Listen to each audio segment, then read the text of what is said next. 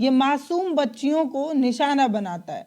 Toffee देकर, chocolate देकर, बहला फुसलाकर उनकी जिंदगियां बर्बाद करता है।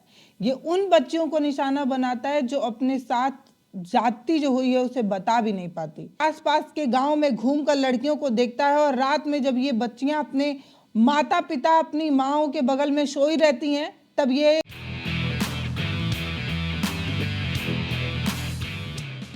अविनाश पांडे है। इसको 4 महीने में 4 बार उम्र कैद की सजा मिल चुकी है, लेकिन इसके बावजूद भी इसको जितनी भी सजा दी जाए वो सारी सजा इसके अपराध के आगे कम है। ये इंसान नहीं, ये हैवान है। ये मासूम बच्चियों को निशाना बनाता है। टॉफी देकर, चॉकलेट देकर, बहला फुसलाकर उनकी जिंदगियां बर्बाद करता है। ये उन बच्चियों को निशाना बनाता है जो अपने साथ जाति जो हुई है उसे बता भी नहीं पाती। माँ के बगल में सो रही बच्ची को रात में उठाता है और सुबह जब बच्चियां मिलती हैं तो वो अपने साथ हुए क्रूरता को बचा भी नहीं पाती। इस तरीके का ये शख्स है। पास्को कोर्ट ने अविनाश पांडे को 4 महीने में चौथी बार जो है वो उम्र कैद की सजा सुनाई। कोर्ट ने साफ कहा ये आदतन अपराधी है, ये सुधरेगा नहीं, लेकिन इसके बावजूद भी इसे सिर्फ उम्र कैद की सजा सुनाई जा रही है, जबकि ये 1 महीने में 4 मासूमों की जिंदगी बर्बाद कर चुका है। 5 से लेकर 7 साल की बच्चियों को दिन में रेकी करता है।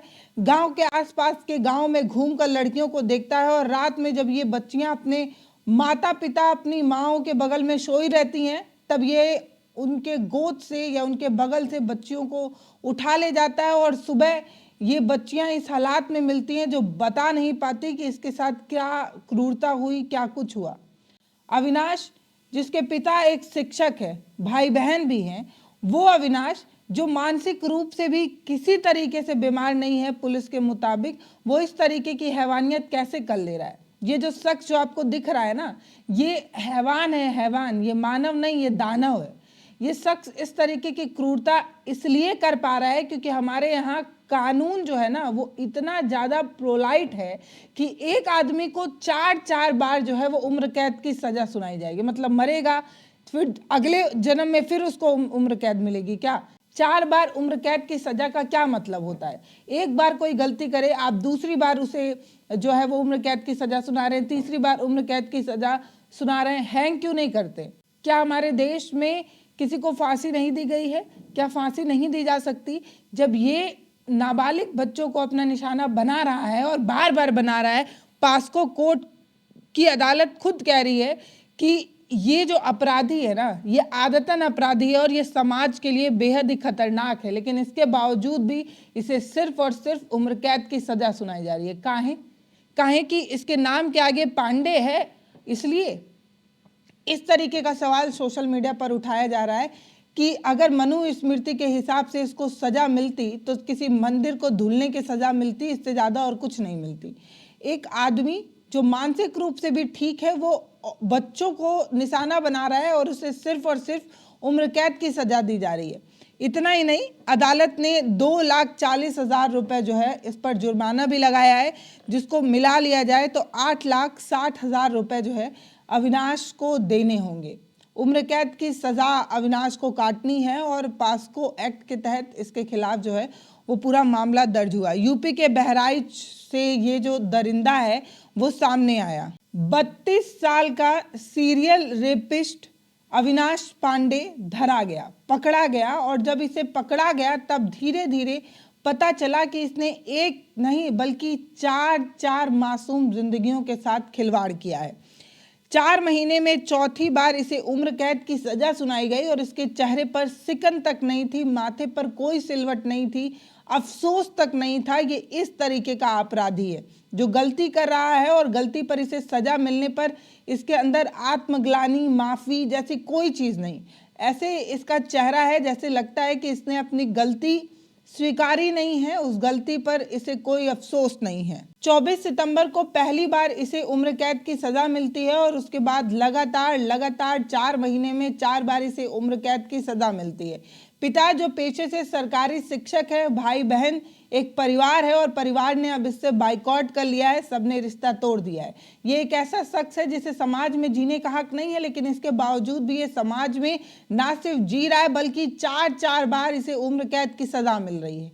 एक ही बार में ऐसी कठोर सजा क्यों नहीं दी जाती कि किसी भी शख्स को इस तरीके की ख्याल आने से पहले ही उसका रूह कांप जाए। इस तरीके की सजा क्यों नहीं है हमारे सिस्टम में भाई। एक आदमी इस तरीके का अपराध किए जा रहा है और उसे सिर्फ उम्र कैद की सजा मिल रही है। इसके पीछे की क्या बात है? जब अविनाश पांडे ने खुद पुलिस में अपने द्वारा किए गए हर कदम को कबूला है, खुद अपने मुंह से बताया है, इसके बावजूद भी उसे उम्र कैद की सजा मिल रही है। ये जो उम्र कैद की सजा होती है ना, यही इन सारी घटनाओं को बढ़ाने के लिए एक टूल देता है। मतलब इस तरीके के अपराधियों के लिए हमारी पुलिसिया सिस्टम क्या कर रही है? अब उसके बंदूक में गोली नहीं बची है क्या कि वो कोई एनकाउंटर कर पाए या इस तरीके की चीज़ें कर पाए? या हमारे यहाँ सारे जो रस्सी हैं वो ख़त्म हो गई हैं कि ऐसे अपराधियों को हैंग नहीं किया जा रहा? ये मेरी नाराज़गी नहीं है, ये तमाम उन लोगों की नाराज़गी है जिसने इस खबर को सुना है। जिस किसी के भी घर में बेटियाँ होंगी या जो कोई माँ बाप होगा, उसको नाराज़गी इस बात की होगी कि ऐसे लोग समाज में कैसे हैं। ये वो गिद्ध, ये वो दानव, ये वो राक्षस है जो उन मासूम जिंदगियों के साथ खिलवाड़ करते हैं, जो अपने साथ हुए जाति को बता भी नहीं पाते।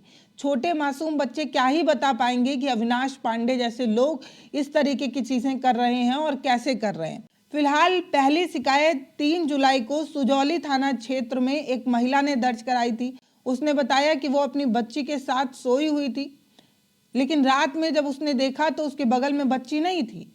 वो अपनी बच्ची को ढूंढने की कोशिश करती है और उसको आसपास बच्ची कहीं नहीं मिलती है और सुबह दूर बच्ची जो है वो 3 किलोमीटर दूर एक बगीचे में पाई जाती है और बच्ची रो कर अपनी सारी बात बता रही होती है। उसे अस्पताल ले जाया जाता है जहाँ पर उसके साथ गलत हुआ है इस बात की पुष्टि होती है। ऐसी ही एक घटना जो महिला बताती है, उसके बाद ऐसी घटना बार बार जो है वो थाने में दर्ज होती है। एक घटना 15 जून को, उसके बाद 20 जून को, 3 जून को, ऐसी ठीक पैटर्न की घटनाएं जो हैं वो थाने में दर्ज होने लगती हैं। सभी घटनाएं 10 किलोमीटर के अंदर दायरे में होती हैं और पैटर्न सबका सेम होता है। बच्चियां सोती हैं और रात में बच्ची गायब होती है। अगले दिन बच्ची जो है गंभीर हालात में पाई जाती हैं और बच्चियां अपने साथ हुए बात को बताती हैं और अस्पताल में इस बात की पुष्टि होती है। सभी बच्चियों द्वारा एक स्केच बनवाया जाता है और उस स्केच को आसपास के इलाके में बांट दिया जाता है और तब जाकर ये सीरियल रेपिस्ट जो है वो पकड़ा जाता है और तब जाकर पुलिस जो है इससे छानबीन करती है और इसका मोबाइल जब्त करती है। इसके मोबाइल में उन तमाम बच्चियों की अश्लील फोटो और वीडियो पाई जाती है और इससे ही पूरा समाज दहल जाता है कि मतलब एक ऐसा शख्स, एक ऐसा आदमी जो मानसिक रूप से भी ठीक है, मानसिक रूप से भी किसी तरीके से बीमार नहीं है, वो इस तरीके की घटनाएं कैसे कर पा रहा है। मतलब समाज में ऐसे दरिंदों को जीने का हक कौन दे रहा है? अगर इस तरीके की घटनाएं बार बार हो रही हैं, 4 बार हो जा रही हैं और उसके बावजूद भी उसे उम्र कैद की सजा दी जा रही है, कोर्ट ये मान भी रहा है कि आदतन अपराधी है, इसे समाज में जीने का हक नहीं है, फिर भी इस तरीके की सजाएं क्यों हो रही हैं और इतना लीनियर हमारा सिस्टम क्यों है भाई? हमारे यहाँ कठोर व्यवस्थाएं क्यों नहीं है? हर वो शख्स जिसके घर में बच्चियां हैं उसको इस बात की चिंता है कि ऐसे अवनीश पांडे जैसे लोग हमारे समाज में क्यों जिंदा रह जाते हैं और कोर्ट और हमारी जुडिशरी सिस्टम, हमारा न्याय ऐसे अपराधियों को समाज में जीने क्यों देता है? हर पल, जितने पल ये जी रहा होता है, उन तमाम माँओं को जिनकी बच्चियों के साथ इस तरीके की चीज़ें होती हैं, उनके साथ अन्याय हो रहा होता है।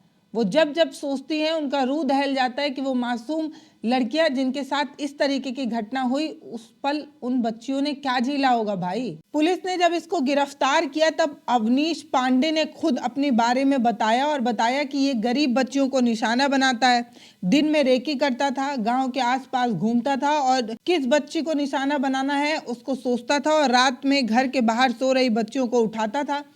बच्चियां शोर न मचा लें इसलिए चॉकलेट और टॉफ़ी का लालच देता था। फिर सुनसान अंधेरे जंगल में ले जाकर इस तरीके की घटनाएं करके उसे बदहवास छोड़ देता था। इसके बाद धीरे धीरे पुलिस की अपनी छानबीन और अपनी शिनाख्त के बाद इसको पकड़ा गया और अब इसे जो है वो कोर्ट में पेश किया गया, जिसमें कोर्ट ने इसे उम्र कैद की सजा सुनाई और 2,40,000 रुपये पर हेड लड़की के हिसाब से जो है वो जुर्माना भी दिया। अविनाश पांडे की ये जो घटना है, इस पर आप क्या सोचते हैं वो आप हमें कमेंट सेक्शन में लिखकर बताइए। लेकिन नाराज़गी अपनी जगह है। सोशल मीडिया पर एक धड़ा है जो ये चाहता है कि इसको सख्त कठोर सजा दी जाए, एक नज़ीर पेश हो कि इस जैसी कोई भी हैवानियत ना कर पाए। जब तक हमारा समाज, हमारा सिस्टम, हमारा कोर्ट, हमारे जज मुलायम बनते रहेंगे, जब तक इस तरीके की सज़ा सुनाई जाती रहेगी, तब तक किसी न किसी जगह, किसी न किसी कोने, किसी न किसी रात किसी न किसी बच्ची की गरिमा के साथ खिलवाड़ होता रहेगा। हमें ये समझना होगा कि मासूमों के साथ की जाने वाली जाति पर सख्त होना है, कठोर होना है और बिना कुछ सोचे समझे ऐसी सज़ा देनी है जिसे सुनने के बाद किसी भी शख्स को इस तरीके की घटना करने से पहले सोचना पड़े, 100 बार सोचना पड़े, उसकी रूह कांप जाए, ऐसी सजा देनी चाहिए। फिलहाल आप क्या सोचते हैं वो आप हमें कमेंट सेक्शन में लिख कर बताइए। वीडियो को शेयर करिए, चैनल को सब्सक्राइब करिए। बहुत धन्यवाद।